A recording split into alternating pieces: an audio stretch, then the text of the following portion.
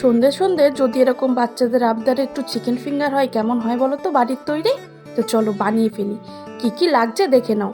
এখানে গাজর, পেঁয়াজ আর কিছু সবজি কাটা ছিল, সেই সবজি দিয়ে আমি গ্রেট করে নেব।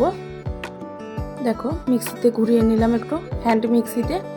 তো গাজর, ক্যাপসিকাম, বিনস, একটু বাঁধাকপি কুচি, মোটামুটি সবই ছিল। এদিকে ঘরেও ছিল চিকেন, তো বাচ্চাদের আবদার তো মানতে হবে। চিকেনটাও মিক্সিতে একটু গ্রেট করে নিলাম, পুরো পেস্টই বানিয়ে নিয়েছি।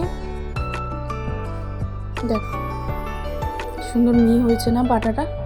এবার ঘরেও আলু সিদ্ধ করা ছিল, সেই আলু সিদ্ধই আবার একটু ম্যাশ করে নিচ্ছি। তো দেখো আলুটা কি সুন্দর, একটু দলা দলা নেই আলুটায়। তো এবার ওই গ্রেট করা সবজির ভিতরে সেদ্ধ করা আলু, চিকেনের কিমা, এবার একে একে সয়া সস, চিলি সস, গোলমরিচের গুঁড়ো, শাহি মশলা, স্বাদ মতো লবণ, গোলমরিচের গুঁড়ো, একটু লঙ্কার গুঁড়ো দিয়েছি, আর পরিমাণ মতন 2-3 চামচ কর্নফ্লাওয়ার দিয়েছি। এবার চলো ভালো করে মেখে নিই।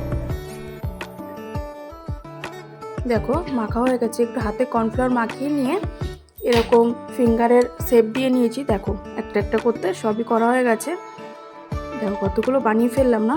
তো এবার এদিকে বিস্কুটের গুঁড়োতে সামান্য লবণ আর গোলমরিচের গুঁড়ো মিশিয়ে নিয়েছি, আর সামান্য একটু কর্নফ্লাওয়ার, তার মধ্যে একটা ডিম, সামান্য একটু জল দিয়ে লবণ দিয়ে একটা মিশ্রণ তৈরি করেছি। ওতে ডুবিয়ে এবার বিস্কুটের গুঁড়োতে এবার মাখিয়ে দুবার করে কোট করব। কোট করে দেখো বানানো হয়ে গেল। তো দেখো কতগুলো আবার বানিয়ে ফেললাম। তো চলো এবার কড়াইটা বসিয়ে দিই। আমি ছোট একটা প্যান বসিয়ে দিয়েছিলাম। রোজা কেমন হয়েছে? ভালো হয়েছে? দেখো মতো এরকম দেখি দাও। এবার একটা একটা করে ভাজতে নেবো। এই যে টাকা কড়াইটা ছোট, 2-3টের বেশি তাই 3টে করেই ভাজছি। কেমন হয়েছে? তো দেখো লাল লাল করে ভেজে তুলে নিলাম। টেস্ট হচ্ছে ভালো? ভালো লাগলে লাইক কমেন্ট করো। চলো এবার রিভিউটা শুনে নি। ভালো হয়েছে? খুব সুন্দর হয়েছে।